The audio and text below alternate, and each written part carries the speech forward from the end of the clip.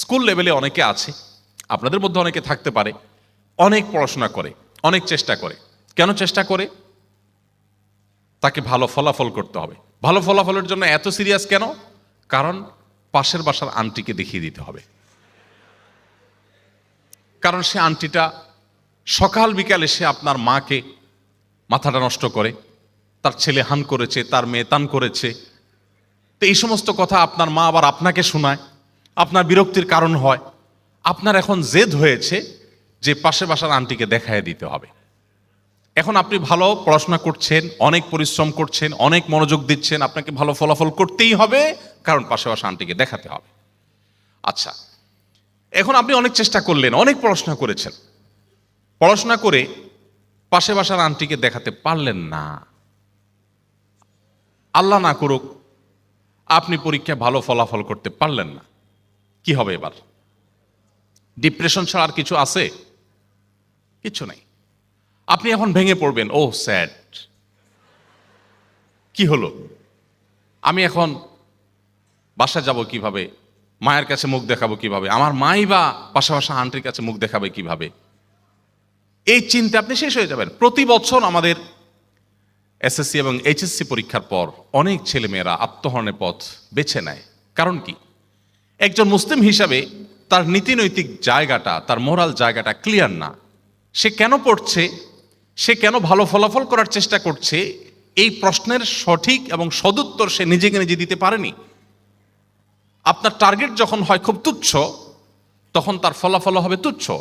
আপনার টার্গেট যখন হবে অনেক দূরে, তখন তার ফলাফল হবে অনেক বড়। একজন মুসলিম, আপনি তো বিশ্বাস করেন পার্থিব জগৎ এটা খুবই সীমিত একটা জায়গা, এর বাইরে যে পারলৌকিক জীবন আসছে সেটা তো অসীম। অতএব আপনি যদি এই উদ্দেশ্যে পড়েন যে আল্লাহ, আমি ভালো ফলাফল করে, ভালো কলেজে চান্স পেয়ে, ভালো ইউনিভার্সিটিতে চান্স পেয়ে, ভালো চাকুরি পেয়ে, ভালো চেয়ারে গিয়ে আমি সততার সাথে, নিষ্ঠার সাথে কাজ করব, মানুষ উপকার করব, অন্যায় অনাচারের বিরুদ্ধে রুখে দাঁড়াবো, আমার এই প্রিয় স্বদেশের মুখকে উজ্জ্বল করে আমি বিশ্ব দরবারে তুলে ধরবো, মুসলিম মিল্লাতের মুখকে উজ্জ্বল করব, বিশ্ব মানবতার কোনো সংকট সমাধানে আমি ভূমিকা রাখবো, আমি নেতৃত্ব দিব, আমার যোগ্যতা দিয়ে, আমাদের স্কিল দিয়ে, আমার পড়াশোনা দিয়ে আমি সেখানে কিছু একটা ভূমিকা রাখবো। এটা আমার জীবনের স্বপ্নের জায়গা।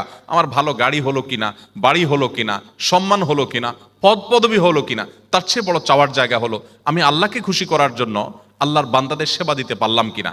এই উদ্দেশ্যে যদি আপনি পড়াশোনা করেন, ওই পাশে বাসা আন্টিকে দেখানোর উদ্দেশ্য যদি না থেকে আল্লাহকে দেখিয়ে আল্লাহর কাছ থেকে সওয়াব পাওয়ার আশায় যদি আপনি পড়েন, আল্লাহ না করুন আপনি যদি সেটা অ্যাচিভ করতে নাও পারেন, অ্যাজ এ মুসলিম আপনার বিশ্বাসের জায়গাটা ভেরি ক্লিয়ার থাকবে যে আল্লাহর কাছ থেকে আপনি সওয়াব কিন্তু নিশ্চয়ই পাচ্ছেন। তাহলে ইমানদারের ডিপ্রেসড হওয়ার কোনো সুযোগ আছে? জাস্ট এই কারণে আল্লাহ তাআলা বলেছেন, ওয়ালা ইয়াইআস মির রাউহিল্লাহি ইল্লাল কওমুল কাফিরুন। আল্লাহর রহমত থেকে অবিশ্বাসী ছাড়া কেউ নিরাশ হতে পারে না। ইমানদার কখনো নিরাশ হওয়ার সুযোগ নেই।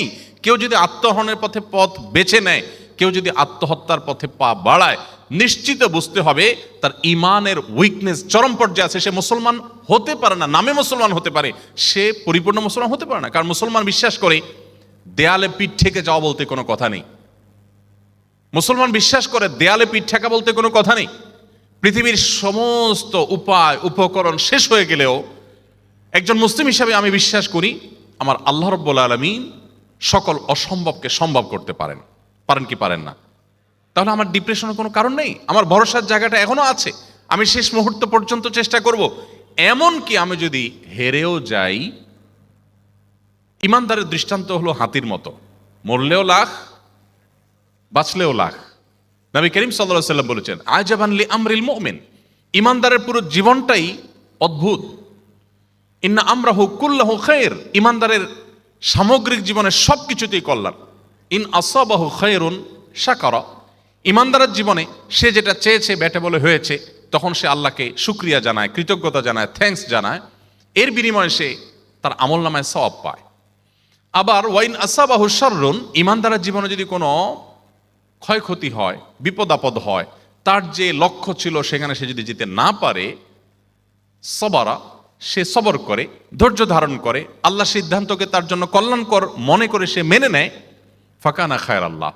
তো সবর করার কারণে, ধৈর্য ধারণ করার কারণে তার অ্যাচিভমেন্ট হয়নি ঠিক আছে, কিন্তু এর বিনিময়ে তার জন্য জান্নাত ঠিকই হয়ে যায়। আমি আমার ছেলে মেয়েদেরকে বলে দিয়েছি যে তোমাদের পরীক্ষায় কি ফলাফল করলে, এটা নিয়ে আমার খুব বেশি আগ্রহ নেই। অবশ্যই তুমি ভালো ফলাফল করার চেষ্টা করো, সেজন্য আমি তোমাকে উৎসাহ দেই, বাট এটা নিয়ে আমার খুব বেশি মাথা ব্যথা নেই। আমার বেশি মাথা ব্যথার জায়গা হলো তুমি সততার জায়গায় অনড় থাকবে। আমার ছেলে যখন এসএসসি পরীক্ষা দিচ্ছিল, তখন আশেপাশে যেহেতু কারোর দিকে সে তাকায়নি, সে নিজের মতো করে নিজের খাতায় তার প্রশ্ন উত্তর করে আনসার করে সে জমা দিয়ে চলে এসেছে। তার আশেপাশে থাকা সহপাঠীরা, বন্ধুরা, এমনকি তার টিচাররা বলা বলে শুরু করতে লাগলো যে তুমি ডানে বামে তাকাও না, কাউকে দেখতে দাও না, নিজে কারোরটা দেখো না, এভাবে কোনো পরীক্ষা হয় নাকি? অর্থাৎ টিচার নিজেই অবাক যে কিভাবে এটা সম্ভব, এত ভালো কি ভালো? ব্যাপারটা এরকম যে এত ভালো কি ভালো। আমি আমার সন্তানকে বলে দিয়েছি এবং আমাদের স্নেহভাজন যারা থাকে তাদেরকে আমি বলি সব সময়, পরীক্ষায় ভালো ফলাফল করতে পারলাম কি পারলাম না এটা তো একটা পরীক্ষার বিষয়, এখানে আরেকটা হিডেন পরীক্ষা আছে, সেটা হলো আমি সততার সাথে পরীক্ষা দিতে পারলাম কিনা। পরীক্ষা দিতে গিয়ে আমি অসৎ কোনো উপায় অবলম্বন করলাম কি করলাম না, এটা আরেকটা পরীক্ষার ব্যাপার। আমি যদি আমার পরীক্ষায় ভালো ফলাফল করতে নাও পারি, কিন্তু আমি আমার পরীক্ষায় সততার পরীক্ষায় উত্তীর্ণ হই, তাহলে আমি আসল পরীক্ষা উত্তীর্ণ হয়ে গেলাম। আমার মানসিক শান্তির জায়গাটা নিশ্চিত হয়ে গেল যে আমি আমার নৈতিক পরীক্ষা আমি উত্তীর্ণ হয়েছি। আমি এই কাগজে পরীক্ষা উত্তীর্ণ না হলেও আমার নীতির পরীক্ষা আমি উত্তীর্ণ। আমি নকল করিনি, আমি কারো সহযোগিতা নেইনি এবং অবৈধভাবে কাউকে সহযোগিতা করিনি। তো এই কথাগুলো এই জন্য বলা, আজকাল বেশিরভাগ বাবা মা, বেশিরভাগ অভিভাবক, বেশিরভাগ শিক্ষার্থী তাদের জীবনের লক্ষ্য নির্ধারণ করেন, তারা ভালো একটা কেরিয়ার গড়বেন, ভালো একটা চাকরি পাবেন, ভালো একটা জায়গা যাবেন, জাস্ট এইটুকু। অ্যাজ এ মুসলিম আমাদের দৃষ্টিভঙ্গি আরও গভীরে যাওয়ার কথা, আমাদের দৃষ্টিভঙ্গি আরও দূরের থাকার কথা।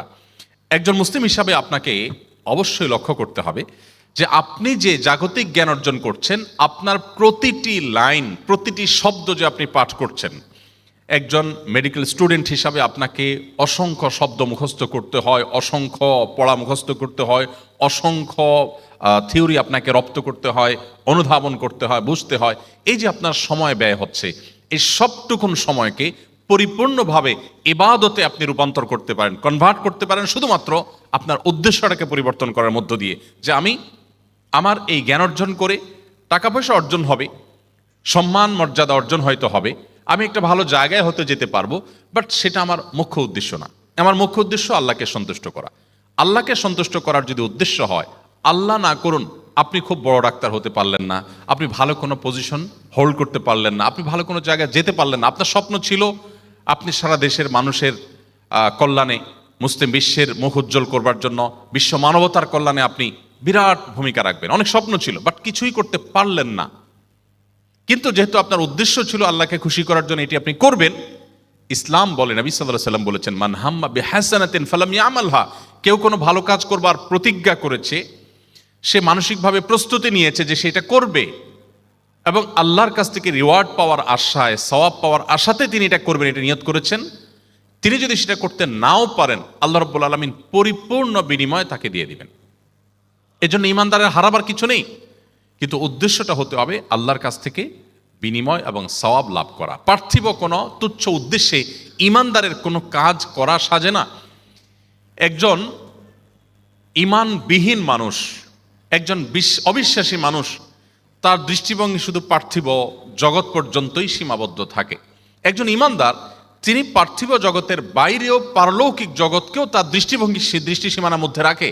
যার কারণে একজন ইমানদারের দৃষ্টিভঙ্গি আর একজন অবিশ্বাসী দৃষ্টিভঙ্গির মধ্যে আসমান জমিন পার্থক্য। একজন অবিশ্বাসী তার জীবনে কিছু যদি করতে না পারে, তাহলে সে ডিপ্রেসড হয়ে যায়, কারণ তো আর পরকাল বলতে কোনো কিছু তার বিশ্বাস নেই, সে শেষ, কারণ সে যেটা করতে চেয়েছে সেটা হয়নি। বাট একজন ইমানদার, তার হারাবার কিছু নেই। আমি চেষ্টা করেছি ভালো কিছু করার, করতে পেরেছি আলহামদুলিল্লাহ, করতে পারি নাই, তাতেও দুঃখের কিছু নেই।